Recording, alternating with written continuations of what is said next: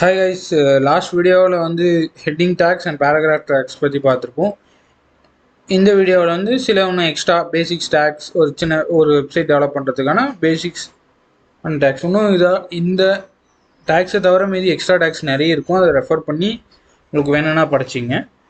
இப்போ வந்து நான் இந்த வீடியோவுக்காக ஒரு நியூ HTML ஃபைல் கிரியேட் பண்ண போகிறேன். day2.html. ஓகே,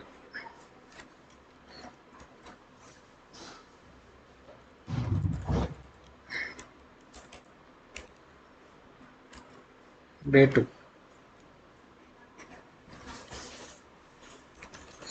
ஃபர்ஸ்ட் வந்து நம்ம என்ன பார்க்கலாம்னா லிஸ்ட் பார்க்கலாம்.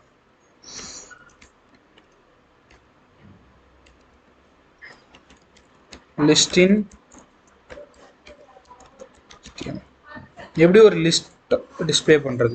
லிஸ்ட்டில் வந்து 2 டைப்ஸ் ஆஃப் லிஸ்ட் இருக்குது. அன்ஆர்டர் லிஸ்ட்,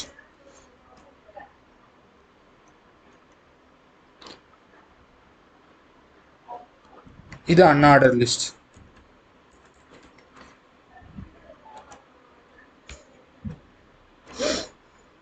அன்ஆர்டர் லிஸ்ட்லாம் யூஎல் டேக்ல வரும்.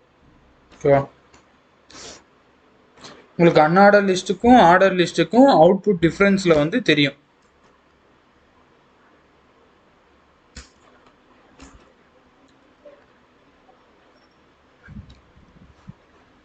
ஓகே, இப்போ ரன் பண்ணி பார்க்கலாம்.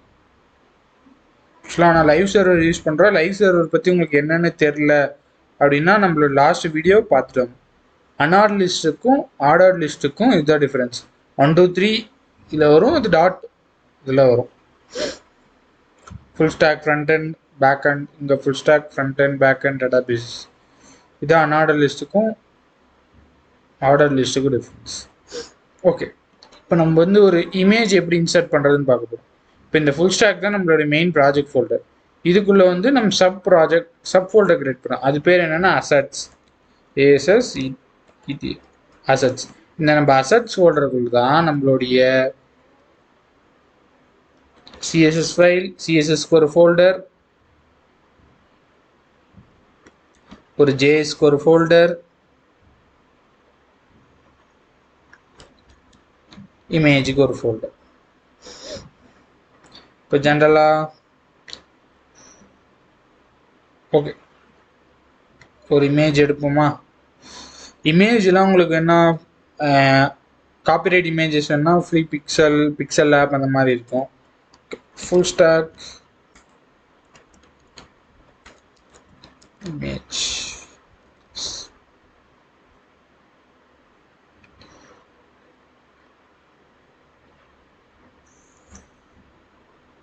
ஓகே, ஃப்ரீ பிக்லேருந்து நான் டவுன்லோட் பண்ணுறேன். ஜஸ்ட் இங்கே போயிட்டு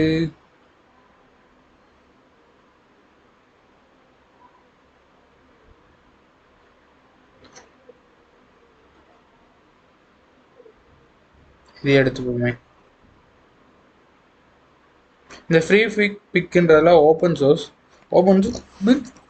இவங்க ஃப்ரீயாக கொடுப்பாங்க. சாரி, ஓப்பன் சோர்ஸ்ன்னு சொன்னதுக்கு. ஜென்ரலாக ஃப்ரீ ஃபார் யூஸ், பட் இந்த ஆத்தரோட அட்ரிபியூட்ஸ் நீங்கள் கொடுக்கணும்.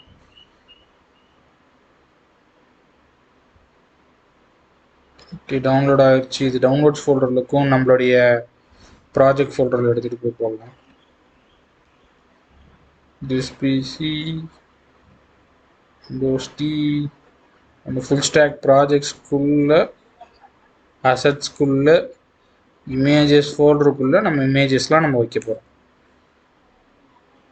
ஓகே, ஜஸ்ட் இதை ரீநேம் பண்ணிக்கலாம். Rename full.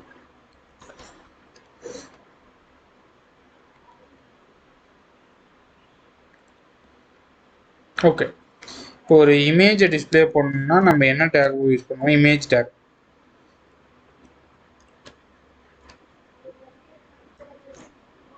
இப்போ உங்களுக்கு இந்த சோர்ஸ், இந்த கோட் சோர்ஸ்லாம் வேணா கீழே கமெண்ட் செக்ஷன் சொல்லுங்க. என்னுடைய கிட்ரப்போட அக்சஸ் தர நீங்கள் அங்கேருந்து ஈஸியாக எடுத்துக்கலாம். ஓகே, இங்கே வந்து நம்ம இமேஜ் டேக் யூஸ் பண்ண போகிறோம். இதுதான் இமேஜ் டேக். எஸ்ஆர்சினா அதோட நம்ம நம்ம ஃபைல் எந்த ஃபைலில் இருக்கோ அந்த லொக்கேஷன். ஆல்ட்னா இப்போது நம்ம பேஜ் நம்ம இமேஜ் வந்து லோட் ஆகிறதுக்கு ரொம்ப டைம் எடுக்குதுன்னா அதை பற்றின இன்ஃபர்மேஷன் ப்ரௌசருக்கு தரதுக்காக. இதுக்கு நம்ம வந்து ஃபுல் ஸ்டாக்னு தந்துக்கிறேன். இப்போ வந்து இமேஜோட லொக்கேஷன் கேட்குது. நம்ம இமேஜ் எங்குது அசட்ஸ்குள்ள இமேஜஸ்குள்ள ஃபுல் ஸ்டாக். ஓகே, இப்போ அவுட்புட் பார்க்கலாமா எப்படி இருக்குன்னு பாருங்க. நம்மளோட இமேஜ் வந்துச்சு. ஜென்ரலாக இந்த இமேஜோட வித்தை கொஞ்சம் குறைப்போமா, வித்து ஹைட்டெல்லாம். டேரெக்டாக வித் 400, ஹைட் 400.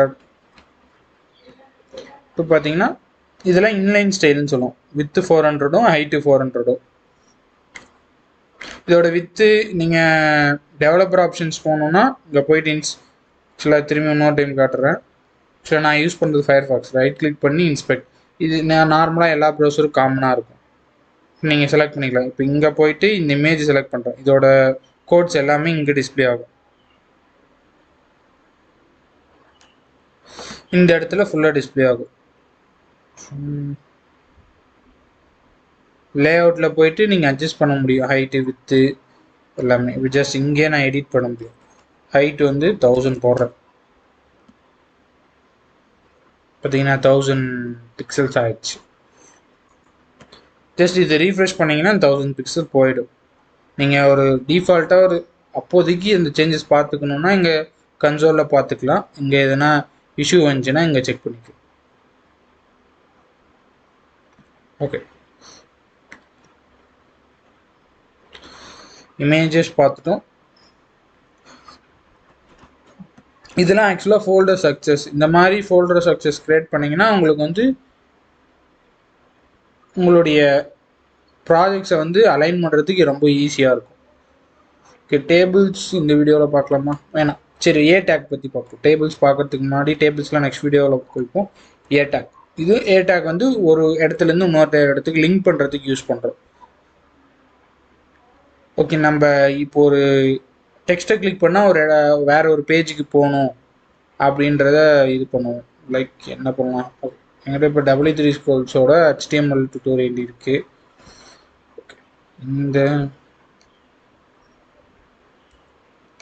நான் இப்போ இதை காப்பி பண்ணிக்கிறேன்.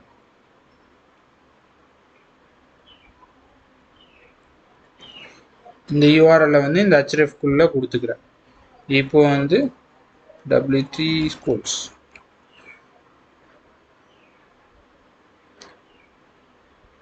நாம் அவுட்புட்டில் போய் பார்ப்போம். இங்கே பார்த்தீங்களா W3 Schools வந்திருக்கு. ஜஸ்ட் நான் கிளிக் பண்ணேன்னா W3 Schools பேஜுக்கு போகும். இல்லை எனக்கு வந்து இது தனியாக இது செப்பரேட்டாக இருக்கணும், அது தனியாக நான் விண்டோவில் ஓப்பன் ஆகணும்னா அதுக்கு வந்து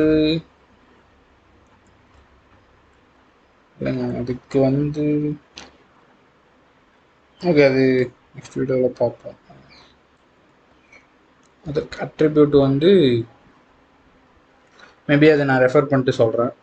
இப்போன்னு பார்த்து வர மாட்டேன். ஓகே, தென் பட்டன் டேக்ஸை பற்றி பார்ப்போம். Button submit.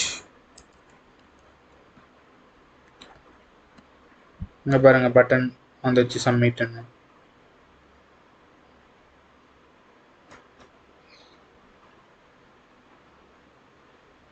ஜஸ்ட் வேறு என்ன டேக்ஸ்? ஆக்சுவலாக இந்த வீடியோ எவ்வளோ நேரம் போயிருக்கு? 9 minutes. ஓகே, இது என்னாஃப்னு நினைக்கிறேன் இந்த வீடியோவுக்கு. நெக்ஸ்ட் வீடியோவில் இன்னும் சில டேக்ஸ்லாம் பார்த்துட்டு CSS போயிடலாம். பாய், நெக்ஸ்ட் வீடியோவில் பார்க்கலாம்.